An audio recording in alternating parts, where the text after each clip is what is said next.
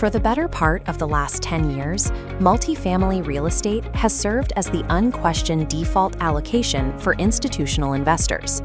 Population growth, urbanization, and the ability to deploy large amounts of capital efficiently into large-scale assets made it the reliable standard. But the dynamics supporting that standard are changing.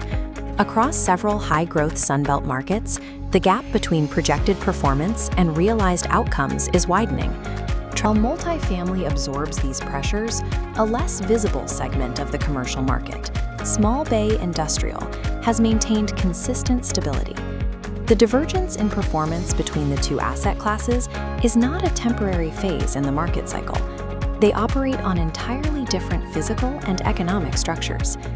Small bay industrial properties are multi-tenant buildings typically broken down into units ranging from 1,000 to 25,000 square feet.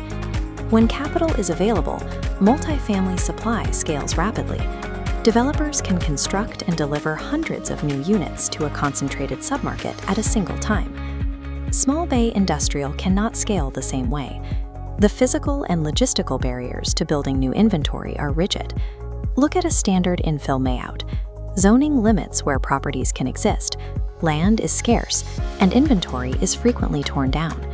Because supply is capped, small bay vacancy remains suppressed. While large warehouse vacancy expands, the small bay market holds steady between 2 and 5%. This persistent imbalance means supply rarely outpaces demand, giving the landlord consistent pricing power.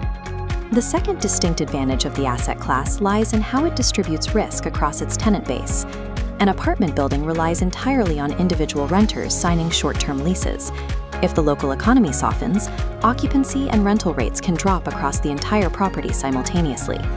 A small bay property houses 10 to 100 businesses. Risk is divided among uncorrelated sectors, like local contractors, manufacturers, and logistics providers. These tenants are highly stable. Moving equipment is expensive, and they rely strictly on proximity to local labor and customers. They stay put. By spreading income across multiple industries and varying lease terms, the asset produces a durable revenue stream that naturally defends against economic volatility. True real estate resilience is an engineered structure. Hanson Capital provides the strategic execution required to capture that durability.